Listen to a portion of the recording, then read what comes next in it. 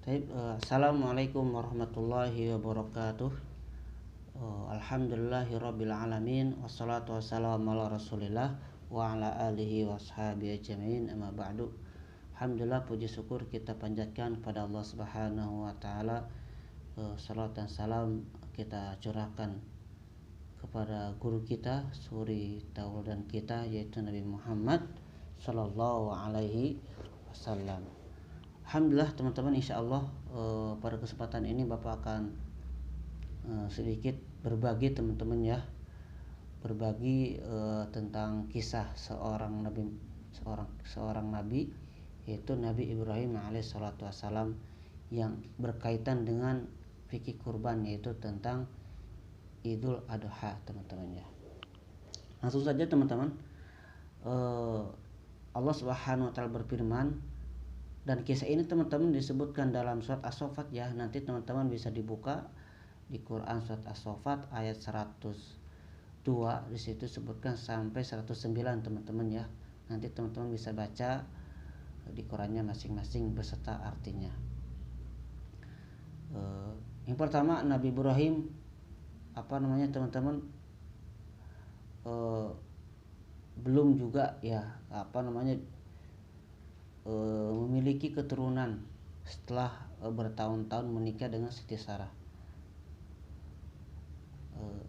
Tak lama kemudian Siti Sarah mempersilahkan suaminya itu Ibrahim untuk menikah lagi dengan Siti Hajar teman-teman ya, yang merupakan pembantu dari keluarga Ibrahim sendiri.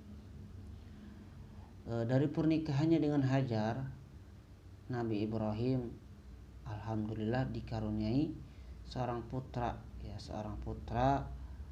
yang kemudian diberi nama dengan Ismail teman-teman. Ismail menikmati gitu teman-temannya masa kanak-kanaknya dan sangat disayangi oleh ayahnya, itu Nabi Ibrahim alaihissalatu wassalam. Singkat cerita teman-teman, pada tanggal 8 Zulhijjah, Nabi Ibrahim mendapatkan mimpi teman-teman ya, bermimpi didatangi seorang yang membawa pesan dari Tuhan yang berisi perintah untuk menyembelih anaknya. Nabi Ibrahim pun kaget dan muncul keraguan padanya, apakah perintah ini memang benar dari Tuhan atau tidak gitu teman-teman ya. Akhirnya pada tanggal 8 Zulhijjah itu teman-teman, Nabi Ibrahim merenung mengenai apakah benar atau tidak perintah ini. Di kemudian hari, kejadian mimpi ini diperingati umat Islam teman-teman ya, diperingati umat Islam dengan mengerjakan puasa sunnah. Puasa disebut dengan puasa sunnah hari tarwiyah ya, hari tarwiyah itu hari merenung. Malam berikutnya teman-teman, Nabi Ibrahim kembali mendapatkan mimpi yang sama teman-teman ya, kembali mendapatkan mimpi yang sama gitu. Pada mimpi yang kedua ini, Nabi Ibrahim semakin yakin bahwa perintah tersebut memang berasal dari Allah Subhanahu wa taala. Oleh karena itu ya, di tanggal 9-nya umat Islam memperingatinya dengan puasa Arafah ya, puasa Arafah atau hari pengetahuan teman-teman, yakni hari ketika Ibrahim mengetahui pesan yang berisi perintah untuk menyembelih anaknya itu Ismail alaihissalatu wassalam.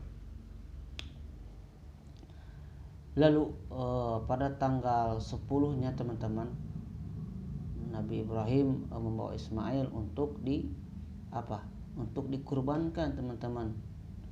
Ismail pun beliau bersedia dikurbankan. Kenapa? Karena yakin bahwa ini perintah datang dari Allah Subhanahu wa taala teman-teman. Ya. Selama di perjalanan, Nabi Ibrahim pun dan Hajar di sini dikisahkan teman-teman diganggu oleh syaitan oleh setan yang ingin menggagalkan rencana tersebut. Mereka kemudian melempari setan yang menggoda dengan batu itu. Kemudian penyembelihan telah tiba teman-teman, namun ternyata pisau yang sudah ditajamkan tersebut tiba-tiba tumpul saat ditempelkan ke Ismail teman-teman. Nabi Ismail berkata kepada ayahnya, "Wahai ayahku, rupa-rupanya engkau tidak sampai hati memotong leherku karena melihat wajahku. Cobalah telungkupkan aku dan laksanakanlah tugasmu tanpa melihat wajahku." Nabi Ibrahim pun menuruti perkataan putranya tersebut. Namun hal itu tidaklah berguna teman-teman ya. Kenapa? Karena akhirnya pisau itu pun tetap tumpul dan tidak mampu sedikit pun menyakiti Nabi Ismail alaihissalatu wassalam. Disinilah teman-teman terungkap bahwa apa yang diperintahkan Allah itu adalah ujian untuk Nabi Ibrahim teman-teman. Ujian untuk Nabi Ibrahim dan Ismail. Sejauh mana cinta dan kasih sayangnya terhadap Allah Subhanahu wa taala. Dan mereka membuktikannya teman-teman, keduanya lulus dari ujian yang maha berat itu. Di sini sebutkan Nabi Ibrahim merasa bingung karena gagal melaksanakan tugas yang diembannya. Pada saat itu pun turun ayat teman-teman, turun wahyu Allah dengan firman-Nya yang artinya Bapak akan bacakan teman-teman. Dan kami panggil dia, wahai Ibrahim, sesungguhnya kamu telah membenarkan mimpimu itu.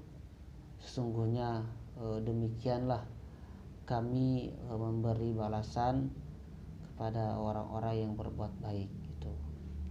Sesungguhnya ini benar-benar salah satu ujian yang nyata, dan kami tebus anak itu dengan seekor sembelihan yang besar. Itu apa? Dari seekor kambing teman-teman ya. Kemudian sebagai ganti nyawa Nabi Ismail yang telah diselamatkan itu, Allah memerintahkan Nabi Ibrahim untuk apa? Untuk menyembelih seekor kambing yang telah tersedia di sampingnya, dan segera dipotong leher kambing itu oleh beliau dengan pisau yang tumpul di lehernya itu. Dan inilah teman-teman asal permulaan sunnah berkurban yang dilakukan oleh umat Islam pada setiap hari raya Idul Adha di seluruh penjuru dunia teman-teman ya. Nah itu teman-teman ya, sedikit atau sejarah berkurban. Kemudian apa sih teman-teman hikmah yang kita ambil dari kisah tersebut? Yang pertama teman-teman ya, hikmah orang yang berkurban teman-teman ya. Hikmah bagi orang berkurban. Di sini sebutkan ada beberapa, nanti Bapak akan sampaikan beberapa saja teman-teman. Yang pertama, setiap helai bulu hewan kurban akan dibalas satu kebaikan. Ya, apa dalilnya? Rasul Shallallahu Alaihi Wasallam bersabda, setiap satu helai rambut hewan kurban adalah satu kebaikan. Ya teman-teman, setiap satu helai rambut hewan kurban adalah satu kebaikan. Lalu sahabat bertanya, bagaimana dengan bulunya wahai Rasulullah? Beliau Rasul Muhammad menjawab, sehelai bulunya juga satu kebaikan. Itu teman-teman. Jadi kalau kita ingin melihat kebaikan atau pahala besarnya, banyaknya, jadi kita bisa menghitung bulu-bulu yang ada di kambing itu atau hewan yang dikorbankan itu. Sebanyak mana bulu, berarti sebanyak itulah pahala yang kita dapatkan ketika berkorban teman-teman ya. Kemudian yang kedua teman-teman adalah sebagai ibadah yang paling dicintai oleh Allah. Jadi berkurban ini teman-teman adalah salah satu ibadah yang paling dicintai oleh Allah Subhanahu wa taala teman-teman. Di sini teman-teman yang paling kita benar-benar yakini teman-teman, jadi Rasulullah SAW bersabda, tidak ada amalan anak cucu Adam pada hari raya Idul Adha atau Idul Kurban yang lebih dicintai Allah melebihi dari mengucurkan darah berkurban. Sesungguhnya nih teman-teman, sesungguhnya pada hari kiamat nanti hewan-hewan itu akan datang lengkap dengan tanduk-tanduknya, kuku-kukunya, dan bulu-bulunya. Masya Allah. Jadi kita berkurban, misalkan kambing, itu akan utuh dari tanduknya, dari kukunya, bulu-bulunya semua. Nanti dia akan datang pada hari kiamat teman-teman. Nah, kemudian teman-teman, yang terakhir, dan ini sebagai misi kepedulian kita teman-teman sesama gitu ya. Dalam hal ini Rasulullah SAW bersabda, hari raya kurban adalah hari untuk makan, minum, zikir kepada Allah Subhanahu wa taala. Itu teman-teman ya. Jadi hikmahnya tadi ada beberapa aku sampaikan. Nah, kemudian masuk teman-teman. Nah, di sini sebutkan juga apa sih syarat-syarat bagi orang berkurban itu? Apakah anak kecil boleh berkurban? Orang pintar atau gimana? Nah, ada disebutkan. Yang pertama, teman-teman, yang pertama adalah seorang muslim atau muslimah. Seorang muslim atau muslimah, ya. Kemudian yang kedua, teman-teman, dia harus sudah balik atau sudah dewasa atau sudah mengerti gitu, teman-teman ya. Atau sudah balik atau dia sudah dewasa. Ya, sekitar umur 15 tahun ke atas, teman-teman ya. Kemudian orang yang berakal, teman-teman. Bagaimana orang gila? Nah, orang gila, teman-teman, tidak diminta untuk melakukan berkurban. Akan tetapi sunnah bagi walinya untuk berkurban atas nama orang gila tersebut, atau diambilkan dari harta orang gila jika walinya adalah ayah atau kakeknya. Kemudian merdeka. Kemudian yang selanjutnya adalah mampu. Mampu di sini teman-teman adalah dia mereka punya kelebihan dari makan pokok, pakaian, atau tempat tinggal untuk dirinya dan keluarganya di hari raya sampai hari tasyrik gitu, teman-teman. Nah, kemudian apa sih teman-teman? Nah, di sini lanjut masuk materi selanjutnya, teman-teman. Apa sih yang harus dibolehkan untuk berkurban? Nah, di sini ada beberapa, teman-teman. Yang pertama adalah unta, teman-teman, boleh. Kemudian sapi, kemudian kambing dan domba. Kerbau juga boleh, teman-teman ya. Nah, kemudian di sini teman-teman disebutkan syarat yang harus terpenuhi pada hewan kurban. Yang pertama adalah umurnya, teman-teman. Kita lihat umurnya, misalkan kambing, kita menyembelih, kita ingin berkurban kambing tapi umurnya masih setengah tahun, itu belum boleh, teman-teman. Di sini ada ketentuannya. Yang pertama kita akan bacakan, teman-teman ya, unta. Nah, unta di sini, teman-teman, disyariatkan harus telah sempurna 5 tahun.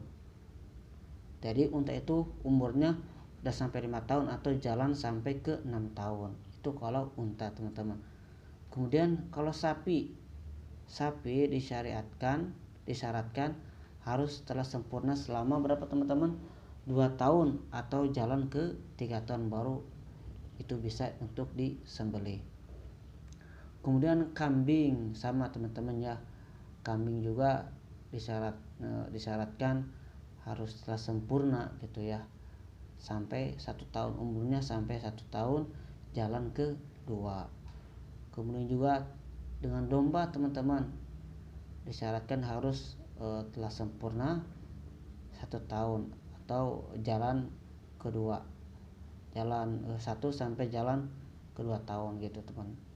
Nah mungkin itu teman-teman ya yang Bapak bisa sampaikan. Mohon maaf apabila banyak kekurangan, itu datang dari Bapak sendiri, dan kebenaran itu hanya datang dari Allah Subhanahu wa taala.